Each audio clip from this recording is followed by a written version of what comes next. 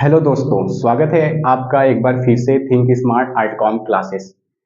हम पढ़ रहे थे क्लास 11th का सोशियोलॉजी, जिसमें हमारा पहला बुक है और पहले बुक का पहला अध्याय समाजशास्त्र एवं समाज। जल्द ही हम इस चैप्टर को एंड करने वाले हैं और दूसरा चैप्टर स्टार्ट करेंगे कि समाजशास्त्र में प्रयुक्त शब्दावली व प्रमुख संकल्पनाएं। तो दूसरा चैप्टर आज हो सकता है ये हमारा लास्ट लेक्चर हो, क्योंकि इसके पहले हमने 4 लेक्चर कंप्लीट कर लिया है। अगर आपने वो लेक्चर नहीं देखा है तो हमने प्लेलिस्ट बना दिया है, आप जाकर वहाँ से देख सकते हैं।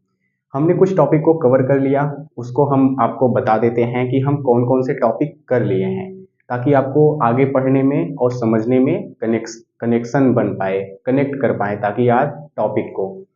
तो हमने पहले पढ़ा था परिचय, ये तो आपने पहली क्लास में ही पढ़ा था परिचय। उसके बाद हमने पढ़ा समाजशास्त्र की उत्पत्ति, समाजशास्त्र की परिभाषा। फिर उसके बाद हमने देखा प्रमुख समाजशास्त्री, फिर समाजशास्त्र के जनक कौन हैं।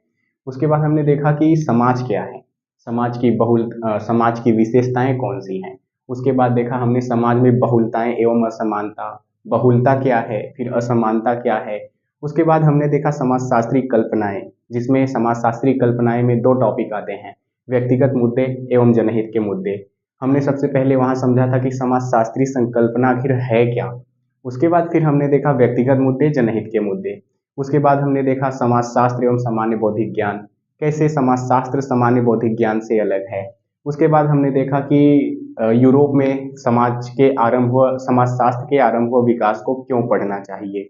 मतलब हम रहते हैं भारत में, तो भारतीय समाजशास्त्र के आरंभ व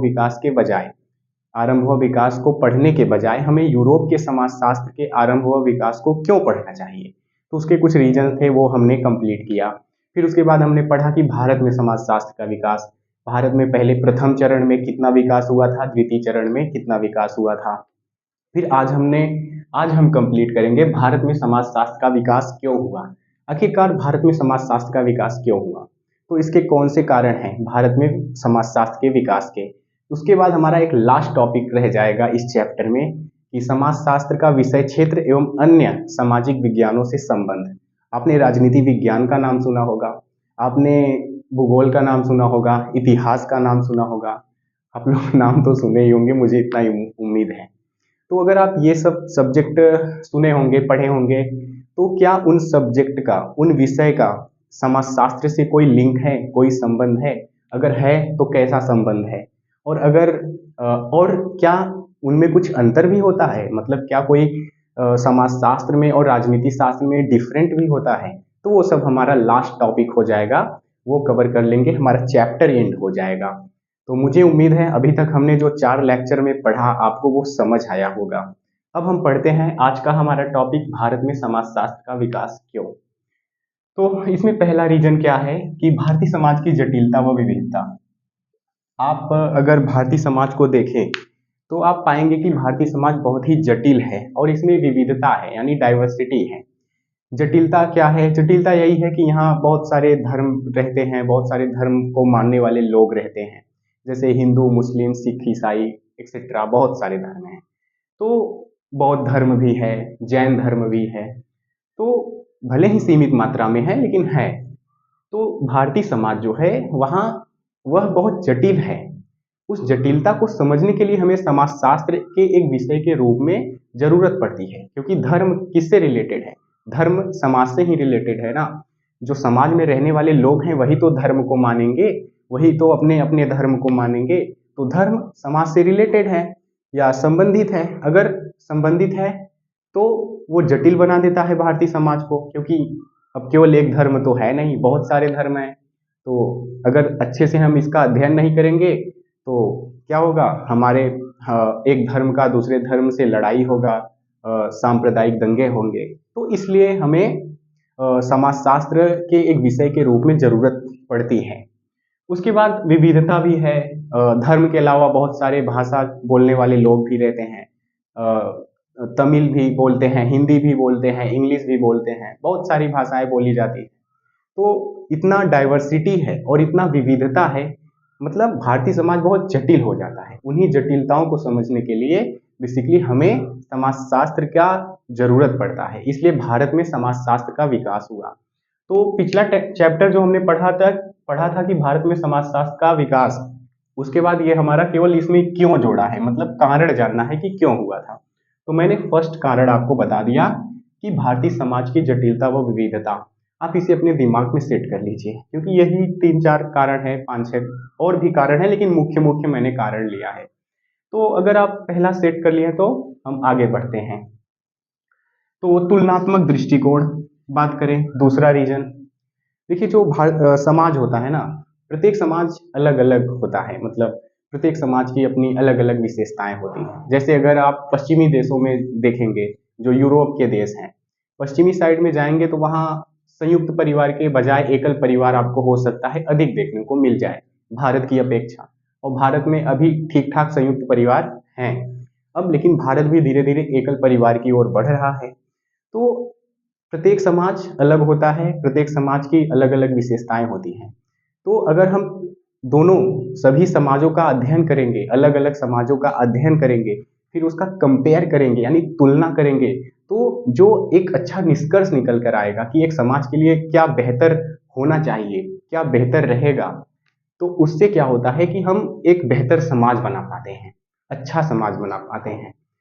तो ये इसमें दूसरा रीजन है, हो गया कि तुलनात्मक दृष्टिकोण, मतलब विभिन्न समाजों से एक दूसरे की तुलना की जाती है तथा समाज में कमजोरियों को सुधारने का अवसर प्राप्त होता है। तो इसका मुख्य कार्य क्या हो गया कि अगर तुलनात्मक दृष्टिकोण रहेगा तो जो भी समाज में कमजोरियां हैं या समाज में कुरीतियां हैं, उनको सुधारने का अवसर प्राप्त होता है। नहीं तो अगर हम कुछ अच्छी चीजें नहीं जानेंगे, केवल नकारात्मक बातें ही जानते रहेंगे, तो हम जो अच्छी चीजें हैं उसे कैसे जानकर अच्छी चीजों को अपने समाज में लाएंगे, नहीं ला पाएंगे। तो दूसरा रीजन ये हो गया। अब बात करते हैं तीसरा रीजन की, सामाजिक परिवर्तन व गतिशीलता। देखिए भारतीय समाज के परंपराओं और आधुनिकता के बीच संबंधों को समझने के लिए भारतीय समाज का अध्ययन जरूरी है। अब बात करें परंपरा की, भारतीय समाज में अलग अलग धर्म के अनुसार अपनी अलग अलग परंपराएं हैं। और अगर देखा जाए तो मैंने आपको पिछले पिछले लेक्चर में बताया था कि समाज परिवर्तित होता रहता है। अब समाज में अगर परिवर्तन होता है तो क्या है कि कुछ सालों के अंतराल में अगर देखा जाए तो समाज पहले की अपेक्षा बाद में देखा जाए, बहुत बाद में देखा जाए, तो परिवर्तित हो चुका रहता है। तो उन्हीं परिवर्तनों को समझने के लिए समाजशास्त्र की आवश्यकता होती है। इसलिए भारत में समाजशास्त्र का विकास हुआ। भारत में समाजशास्त्र का विकास का एक अन्य कारण, तीसरा कारण ये है कि सामाजिक परिवर्तन व गतिशीलता, इन दोनों में अगर समाज परिवर्तित हो रहा है तो परंपरा और आधुनिकता के बीच जो संबंध है उसी को समझने के लिए समाजशास्त्र की आवश्यकता है। उदाहरण के थ्रू समझ लेते हैं। उदाहरण लेते हैं, जैसे उदाहरण मान लेते हैं कि जैसे भारत में क्या है कि अगर हम 50-60 साल पहले जाएं या 40 साल पहले जाएं तो आप देखेंगे संयुक्त परिवार ज्यादा थे, एकल परिवार नाम मात्र के अपवाद स्वरूप होते थे। लेकिन अब धीरे धीरे देखा जाए 50 साल के बाद तो एकल परिवार बढ़ भी रहे हैं, ऐसा माना जा रहा है। तो ये परिवर्तन हुआ, इन्हीं के बीच जो संबंध है उसे समझने के लिए कि भाई ये परिवर्तन क्यों हुआ, ऐसा क्यों हो रहा है भारतीय समाज में, तो उसके लिए क्या होता है कि समाजशास्त्र की आवश्यकता होती है। थर्ड रीजन हो गया। और चौथा रीजन हो गया भारतीय समाजशास्त्री। भारत में प्रमुख समाजशास्त्री हुए जिन्होंने समाज पर गहरा अध्ययन किया व प्रभावित किए।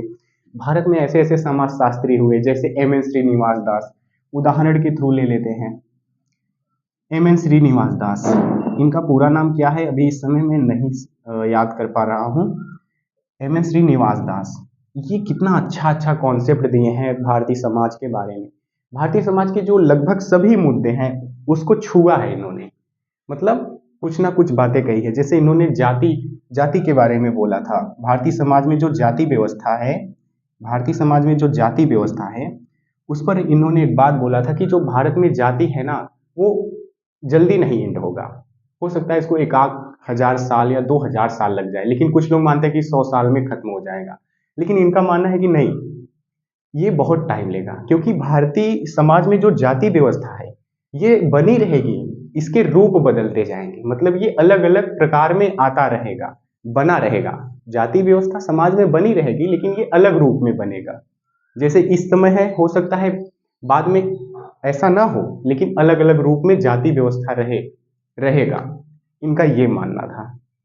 तो मुझे उम्मीद है आपने ये समझ लिया है टॉपिक कि भारत में समाजशास्त्र का विकास क्यों हुआ, क्या रीजंस हैं कि भारत में समाजशास्त्र के समाजशास्त्र को बताने की ज़रूरत पड़ी। तो आप इसे स्क्रीनशॉट ले सकते हैं।